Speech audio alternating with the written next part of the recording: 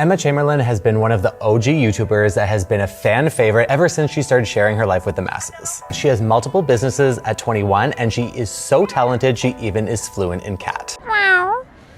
Wow. Welcome back to my channel. My name is Phoenix Gray. I'm an interior designer and today we are going to take a look at Emma Chamberlain's much anticipated Architectural Digest home tour. If you're new to my channel, don't forget to like and subscribe, and you can follow me on all my socials at Mr. Phoenix Gray. Let's get into it.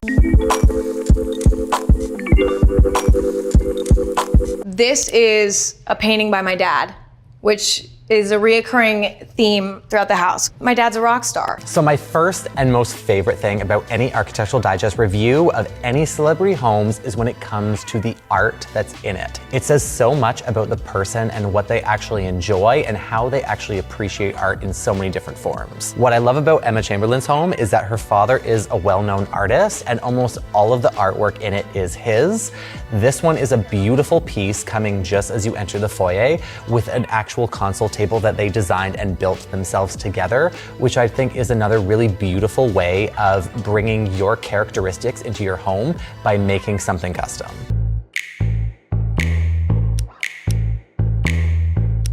If I'm being completely honest, when we were like designing this room, I was like, it's gonna be really gorgeous, but I'm never gonna use it. The living room slash sitting room I think is so beautifully done. Not only are the architectural features highlighted in this 1950s home in the way that you have that mid-century modern style, but the amount of skylights that flood this entire room with natural light create this beautiful ambience and this welcoming, cozy styled look that works so well. The sofa underneath the skylights, the curved sofa that's in the middle that creates this beautiful sitting arrangement, I think is a really great feature that pays homage to that mid-century modern style, which is very typical for that LA home.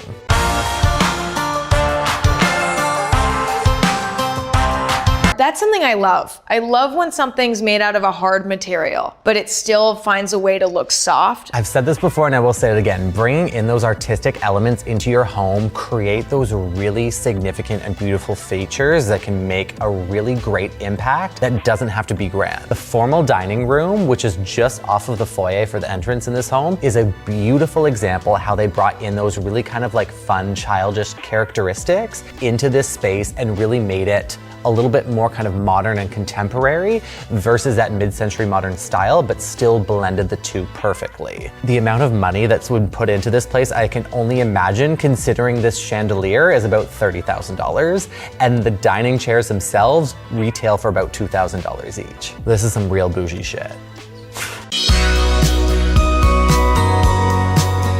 This is the kitchen that lit the internet on fire. It started with Dakota Johnson's green kitchen and it has been making waves. Emma Chamberlain now has her green kitchen that has been a dream of hers ever since she was a child, and I think it was executed perfectly. The green itself is a muted kind of like pastel tone that isn't over the top, and the amount of natural light that's brought in from the skylight really tone it down even more during the day, which makes it more tolerable considering green myself isn't my personal favorite color when it comes to a kitchen, but this was executed really well, and the combination of this stoned marble that makes a beautiful accent piece on the lower part of the cabinets in the kitchen for the actual sink versus bringing it up around the backsplash is a really beautiful alternative, and pairing it with those copper accents for the faucets and plumbing fixtures is something that's also unexpected. In the interview, Emma said, "I like things that feel like an art piece, like a painting in and of themselves," which I think is so beautiful, the way that they married this mid-century modern styled kitchen with those contemporary pieces that pay so much homage to those 1950s styles. What I want to know is what paint color they actually used for these cabinets to almost perfectly match with the tiles that they brought up the backsplash. What I'm impressed with the most is matching all these monochromatic tones of these green hues together. You have the counters, you have the marble, you have the backsplash, you have the cabinets. Everything works so cohesively together, and finding those color palettes that work well is what makes a designer great. So I'm giving this kitchen a 9 out of 10. The only reason I'm giving it a 9 because the island itself has those ziliage tiles all along the surface, which I have talked about many times before that I really dislike having a tile counter to begin with, especially having those uneven surfaces from a practical standpoint and using them. Cleaning is an absolute nightmare to have those uneven styled edges.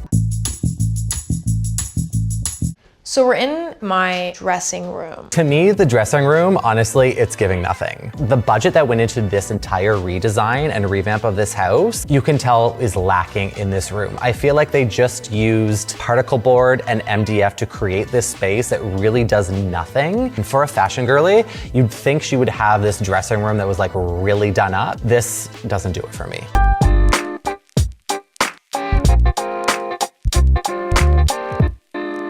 We are in my bedroom, and so the bedroom is good and bad. I'm really torn 50-50 on it. All the decor they put into it make this really beautiful, cozy styled look. But with the height that they have in this room, I feel like there are so many blank walls that really don't accentuate the actual space itself.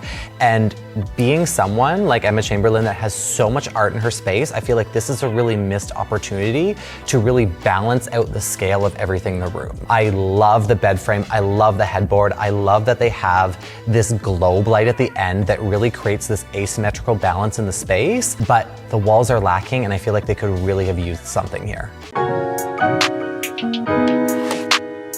I sort of had this obsession with this color of marble, like this sort of rusty marble. The primary bathroom is another really kind of love-hate that I have with the overall style. Yes, it is done beautifully to match that mid-century modern style that once again pays homage to the style of that 50s that works with the surround of the house existing architecture. But there's a few things honestly that I just don't like. The rustic marble style works really well, but I find that it looks really dated itself with the amount of money that was put into this, because I think it's almost like a $4.5 million home. The finishes themselves are a bit too rustic. To me, the marble with the countertops contrasts too much with the wooden bathtub, and then right beside it you have these huge slabs of onyx. The onyx themselves are these statement pieces, but I feel like this honeycomb texture that they have with it do not blend really well with the rest of the mosaics that are put on the wall. There's just too many competing finishes overall. Color palette is absolutely dreamy, but I would have toned it down to have less finishes that look a little bit more cohesive together and don't compete for the overall style aesthetic.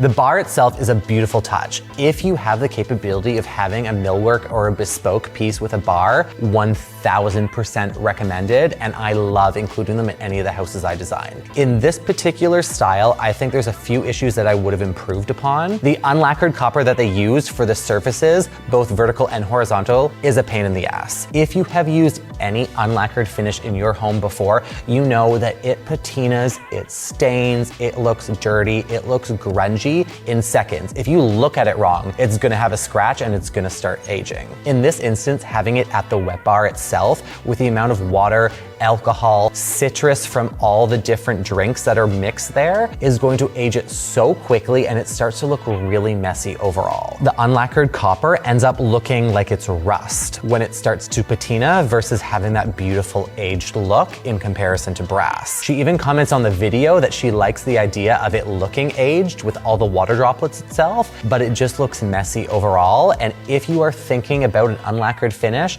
I urge you, watch this video, go see what it looks like actually aged and used in a space before you even consider it.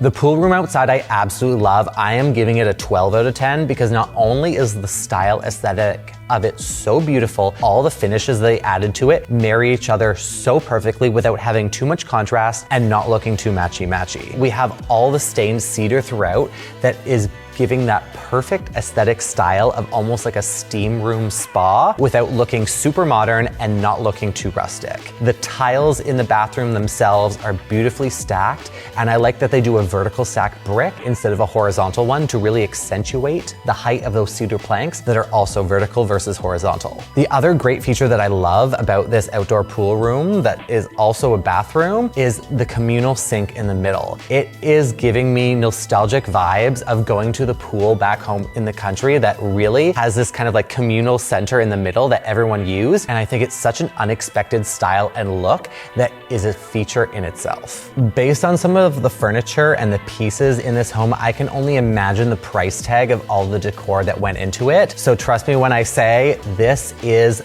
money.